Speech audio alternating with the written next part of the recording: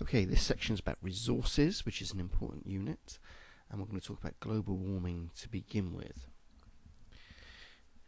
Now, the idea of all this is to be able to explain that the infrared radiation is absorbed by the C double bond O, the OH bond and the CH bonds in carbon dioxide, water and methane, and how these contribute to the phenomenon known as global warming.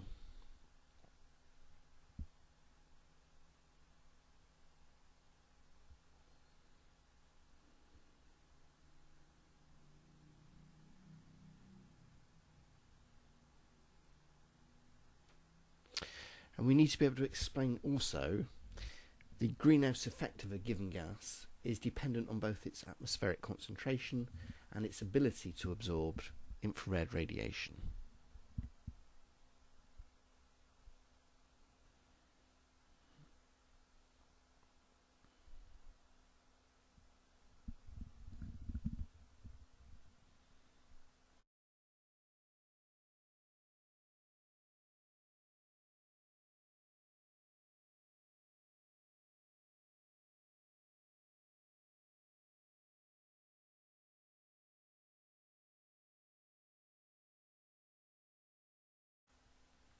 Let's try and explain what the actual greenhouse effect is. That there is the atmosphere surrounding the Earth, the gases that surround the Earth, and that's the Earth itself, and over here we've got the Sun, and they're the characters that are involved in this little story. So we've got radiation that comes from the Sun, and that's both UV radiation and infrared. Now, some of the infrared is reflected back into space. Some of it is reflected, and the gases in the atmosphere actually absorb the infrared radiation and reflect them back and re-warm the Earth. So to go over that again, that's radiation from the Sun, which is a combination of UV and IR. Now, some of the infrared radiation is reflected by the Earth and goes straight through the atmosphere into space. Some of it, however, and this is where the global warming comes in, some, and the greenhouse effect, some is absorbed by gases in the atmosphere. And this radiation is then reflected in all directions, and some of it comes back to the Earth, and that warms us up. Again, it adds to the warming from the Sun.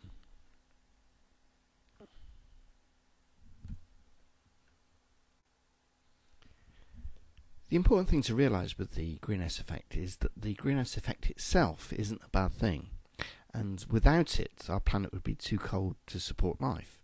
So the greenhouse effect itself is good. It warms up our planet.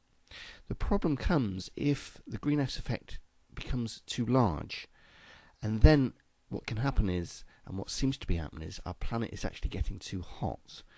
Now, the reason is because the concentration of greenhouse gases is increasing through our use of fossil fuels and other activities. So that's causing the greenhouse effect to become greater, which is causing increased warming of our planet at too fast a rate and leading to the problems.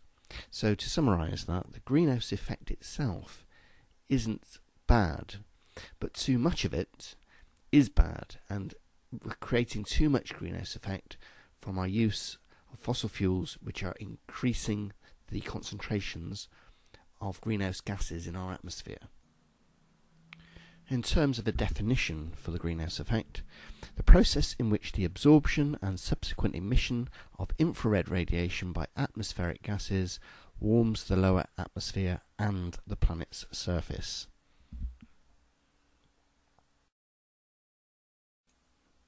Let's have a look at some examples of greenhouse gases. Now, the first one is water, H2O. The other one is carbon dioxide. And the next one is CH4, methane. These are the main ones.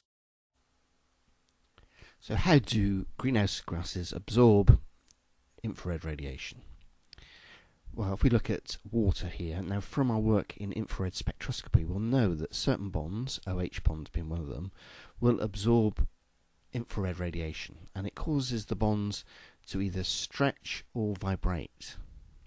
So this is how it happens, and they can vibrate and stretch in different ways. They can both pull together, both the hydrogens can stretch together, or one can stretch and one can relax, so in different ways.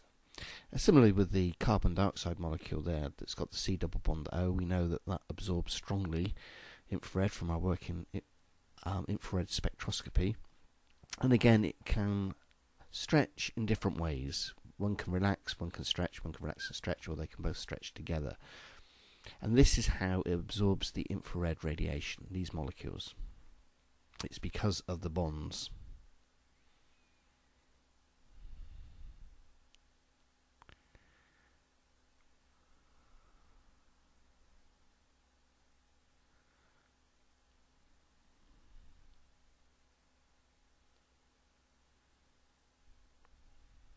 So to summarize then, these molecules absorb infrared radiation by stretching and vibrating.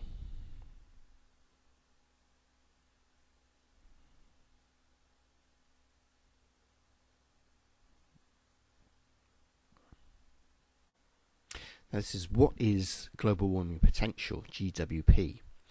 Well, it's the ability of a trace gas to cause global warming, and is related to the lifetime of a gas in the atmosphere, as well as its ability to absorb infrared radiation. So basically it depends on the concentration of the gas in the atmosphere and how well it absorbs infrared radiation. Those are the two things that determine the global warming potential of a particular gas. The question is, what can we do about it? What can we do to stop the global warming? Well, the first thing really is to stop burning fossil fuels and rely more on renewable resources like wind power or tidal power, have turbines like this under the sea, and use other things like solar power there, and even our old favourite nuclear power is an option that will actually stop producing greenhouse gases, although there are obvious disadvantages with these technologies that I've just mentioned. We could go to biofuels, where we actually grow material like sugar and get our fuels from that. Overall, in theory, carbon neutral, because the plants themselves that grow will take in the carbon dioxide that's produced when you actually burn them. However, there are environmental implications with using biofuels. You have to use pesticides, which isn't good for the environment. And also there's a lot of energy put into actually getting the fuels out in the first place. So not completely the solution, I don't think. Anyway, all these technologies, it will take time before we use these and can get them up and running for everyday use. So what can we do now? What can we do at this moment in time?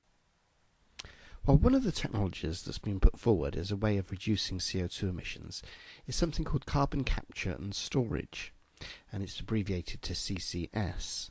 Now, this is a proven technology. It does work.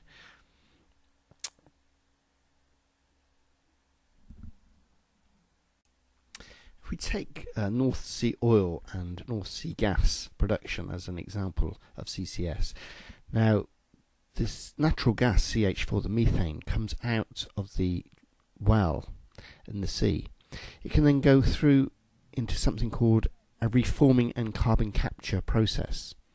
Now what happens with this is it's a chemical reaction to remove the carbon. So the CH4, the methane gas, is reacted with water gas. And the products are hydrogen and the CO2. So there we have CO2 and hydrogen. Now the hydrogen can be burnt as a fuel. The advantage with that is it doesn't produce CO2 when it's burnt. It'll only produce water, which won't affect global warming. So let's have a look. The hydrogen here is taken away and burnt in a power station to provide electricity. Now the CO2 that's produced, now this is the stuff we've got to get rid of, and this is what carbon capture is all about. It can take the CO2 gas, compress it, and pipe it back into a North Sea oil well. So if you follow the path down, it goes to a North Sea oil well here, and that's being pumped back into the ground where they take oil out. That has the advantage in that it can help take out the oil. So although it costs money to set all this up, you will actually recoup that money, because the CO2 being pumped underground, under the sea, will actually help take the oil out. Now you might say, well, what happens to the CO2 when it's under there? Well, it will stay there quite happily, and it won't come out. Now the question is, how much CO2 can you actually put under the ground like that? How much can the Earth store of CO2? And the answer is an awful lot. In actual fact, if you think of all the fossil fuels that's burnt, or it's possible to burn, then it should in theory be possible to store all the CO2 away so that it doesn't come out into the atmosphere.